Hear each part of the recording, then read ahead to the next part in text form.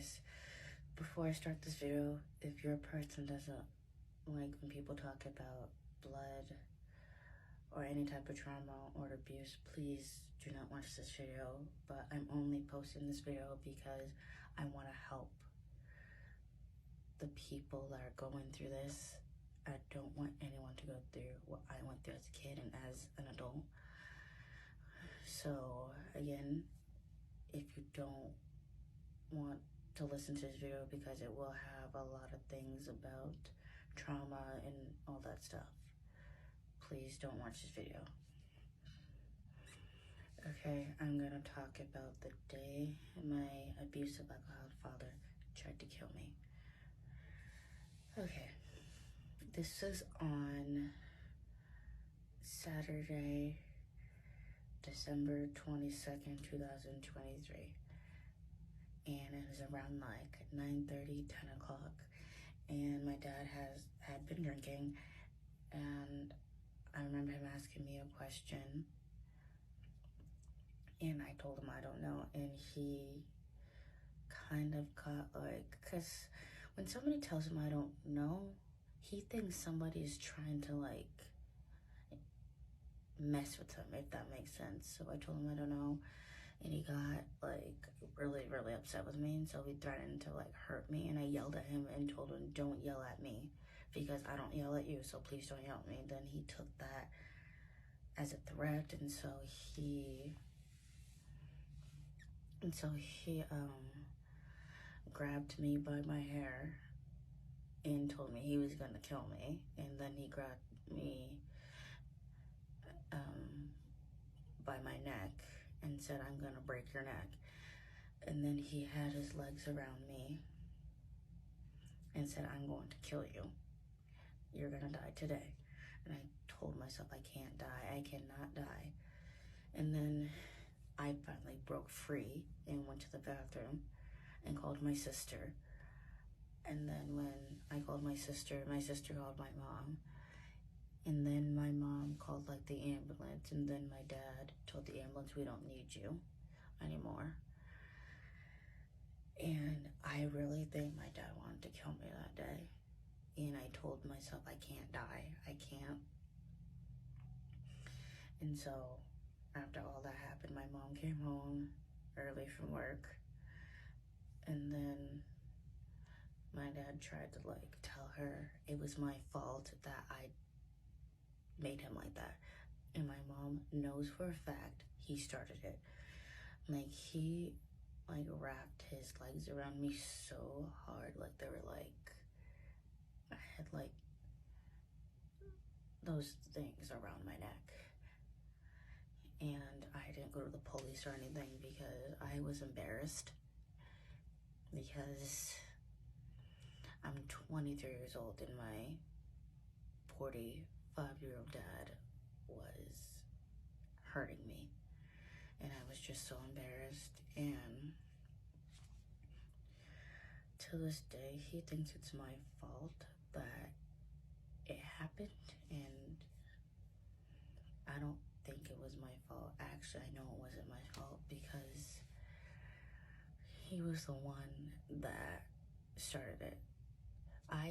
He asked me a question, I said, I don't know. And I was already in a bad mood because I hated staying with him, home with him, but I don't have a car because I don't have my driver's license yet, but I will be getting that sooner or later because I don't have a car and I had nowhere to go.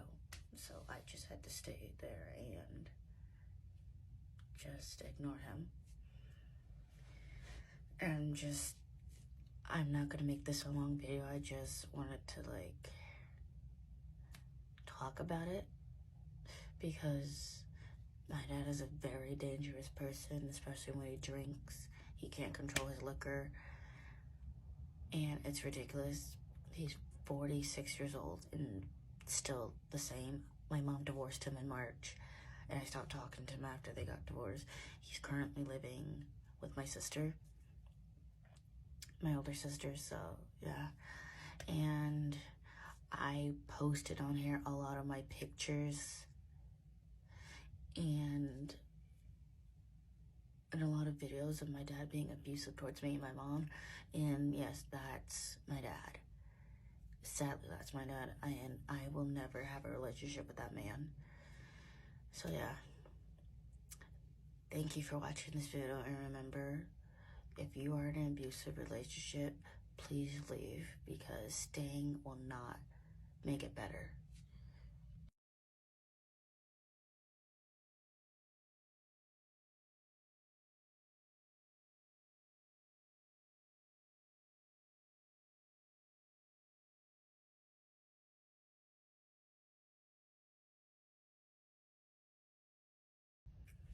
The time my dad almost broke my ribs. Okay, this was October 2020. It was on a Saturday, and my sister and I were cleaning up our room, and my dad thought I slammed the door, but I didn't. It was the wind. And so he got mad at me, and he like literally picked me up and threw me against the wall, and he picked me up again and threw me against the wall, and then he stomped on me, and then that's when I called the police on him. And but before that, my sister came out, and like she was like in shock. And I wasn't mad at her because she didn't help me. She was just in shock, which I understand because my dad is a POS. And so after she was like in shock, he stomped on me, and after that I went into the bathroom. I called 911, and then he slapped me and told me that knowing that he was gonna kill me. And then the police knocked on the door, came in, and he talked to both me, my siblings, me, my sister, and my dad. And here's the thing: my dad didn't get arrested for the abuse, for hitting me and that stuff, right? He got arrested because he had a warrant from 2013 because his stupid ass didn't show up to court. So he didn't show up to court. He was arrested for not appearing in court. My mom had to take off work once again, and we had to bail him out. And when he got bailed out, my dad said it was my fault that he was arrested, and I told her it's not my fault that you did not appear to court in 2013. And he was trying to like gaslight me, like guilt trip me on it and stuff. He was like saying like, you would do that to your own father, we're family. But if one of your family members are trying to kill you, you would call the police too. Like, every time he does something, he tries to like justify his behavior, why he did it. Like, and again, he was drunk. He's never sober. Like, he's never sober. Like, he's never sober. The only time when he's sober is, yeah, never mind. He's never sober. And so yeah, when like after all that happened, like my ribs were like so sore. I went to the doctor and they said what happened, and I lied to them and said I fell down the stairs, and I did not live in a house at the time. I lived in an apartment, and I lived on the first floor, so there's no reason for me to go upstairs unless I was taking out the trash, you know? So yeah, and that's the time my dad almost broke my ribs. And again, if you're in an abusive relationship, please, please, please, please leave, because it's not gonna get better. Leaving's not easy. It wasn't easy for me or my mom, but it gets better. I promise. After you leave, it gets better.